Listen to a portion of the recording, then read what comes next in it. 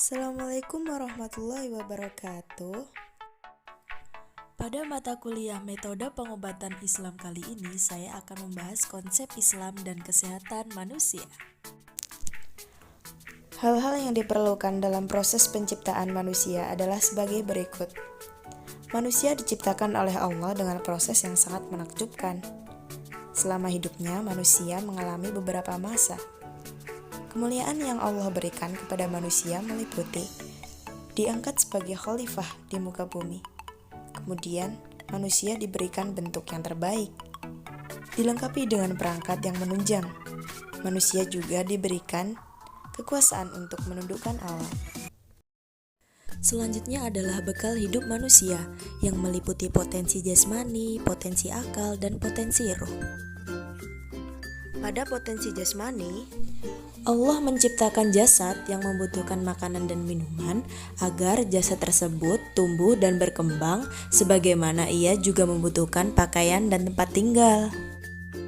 Sedangkan pada potensi akal, Allah menciptakan akal yang membutuhkan ilmu pengetahuan dan teknologi agar manusia dapat memahami atau memenuhi kebutuhan kehidupannya dan melaksanakan tugas dan kewajibannya berupa memakmurkan bumi sebagaimana khalifah.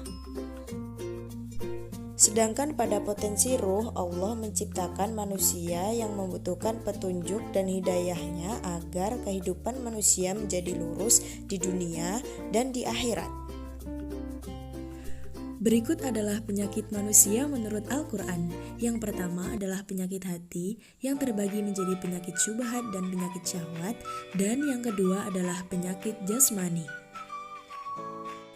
Penyakit syubhat merupakan penyakit yang berupa keraguan disertai dengan was-was.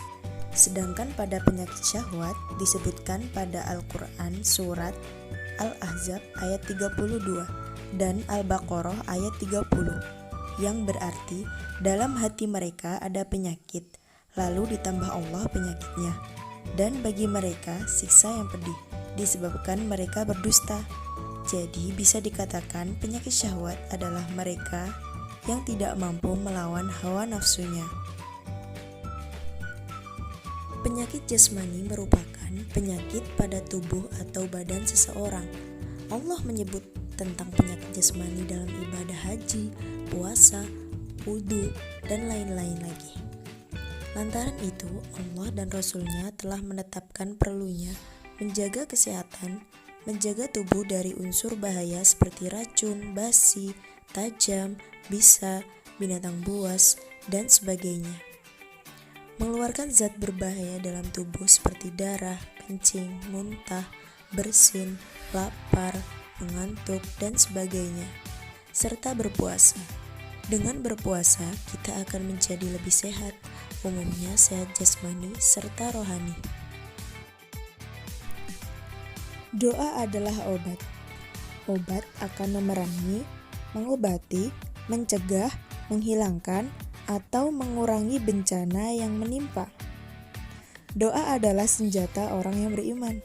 Hadis riwayat Al-Hakim dalam sahihnya. Dari Ali bin Abi Thalib, doa adalah senjata kaum muslimin dan tiang agama serta cahaya langit dan bumi. Qala Rasulullah sallallahu alaihi wasallam, la yaruddul qada'a illa du'a wa la yazidu fil umri illa bar. Tidak ada yang dapat menolak takdir selain dengan doa, dan tidak ada yang dapat menambah umur selain orang yang berbuat baik. Seperti yang telah kita ketahui bahwa Quran memiliki nama lain yaitu Syifa, yakni penyembuh. Al-Quran adalah obat segala penyakit. Wa nunazzilu minal Qur'an mimma huwa syifa wa rahmatul lil mu'minina wa la yazidudz zalimina illa khasara. Dan kami turunkan dari Al-Quran sesuatu yang menjadi penyembuh dan rahmat bagi orang-orang yang beriman. Al-Isra ayat 82. Yang paling utama adalah penyembuh hati. Ketika kita merasa gundah, dengan membaca Quran, insya Allah kita akan merasa tenang. Dijelaskan pula pada surat Fussilat ayat 44, Qul huwa lilladzina amanu hudaw wa shifa. Yang artinya, katakanlah, Al-Quran itu adalah petunjuk dan penyembuh bagi orang-orang yang beriman. Jika kita mengimani petunjuk, maka kita akan mendapatkan jalan untuk setiap masalah yang kita hadapi, termasuk dengan mengobati suatu penyakit. Saya akan menjelaskan anjuran berobat jika sakit. Diriwayatkan dari Usama bin Syureik oleh Ahmad dan Ashabus Sunnah, serta dipandang oleh Tirmidzi, bahwa Nabi bersabda, "Berobatlah kamu, karena Allah Ta'ala tak menaruh sesuatu penyakit, melainkan menyediakan obatnya kecuali suatu penyakit, yaitu penyakit tua." Allah juga menjelaskan dari Ibnu Mas'ud RA oleh Nasai dan Ibnu Majah, juga oleh Hakim yang menyatakan sahnya bahwa Nabi SAW bersabda, "Sesungguhnya Allah tidaklah menurunkan suatu penyakit, melainkan juga menurunkan obatnya. Dari itu, berobatlah kamu." Dan diriwayatkan pula oleh Muslim Jabir radhiyallahu an bahwa Rasulullah SAW bersabda, "Setiap penyakit ada obatnya. Maka jika sakit telah diobati, ia akan sembuh dengan izin Allah." Hukum berobat, bila diketahui atau diduga kuat bahwa berobat sangat bermanfaat dan meninggalkannya akan mengakibatkan kebinasaan, maka hukumnya adalah wajib. Bila diduga kuat bahwa berobat sangat bermanfaat, namun meninggalkannya tidak berakibat kebinasaan yang pasti, maka melakukannya lebih utama. Bila berobat diperkirakan kadar kemungkinan antara kesembuhan dan kebinasaannya sama, maka meninggalkan lebih utama, agar dia tidak melemparkan dirinya dalam kehancuran tanpa disadari. Hukum berobat dengan barang yang haram. Jumhur atau mayoritas ulama berpendapat bahwa pengobatan dengan tua dan barang-barang terlarang lainnya adalah hukumnya haram. Berikut salah satu dasar larangannya, diriwayatkan oleh Ahmad, Muslim, Tirmidzi, dan Ibnu Majah dari Abu Hurairah, katanya, Rasulullah telah melarang memakai obat yang keji, yakni racun. Berikut bahan-bahan yang dilarang. Yang pertama, bahan atau hewan yang diharamkan secara syariat untuk dimakan seperti najis, tua, atau alkohol. Yang kedua, bahan yang dilarang secara khusus seperti besi panas dan racun. Pengobatan dengan ruqyah dan doa-doa pun diisyaratkan untuk mengusir sihir dari orang-orang yang jahat. Menurut Syafi'i, mengenai mantra, ujarnya tidak apa membaca mantra yang terambil dari kitabullah atau dzikir-dzikir yang diketahui atau jelas dasar syariatnya.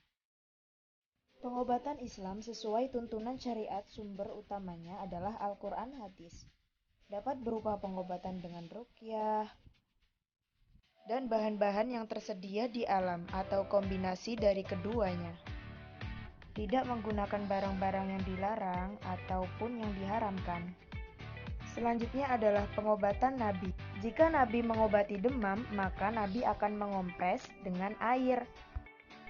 Nabi juga melakukan metode ruqyah untuk menghilangkan roh-roh jahat dan juga berbekam untuk menghilangkan racun-racun di dalam tubuh.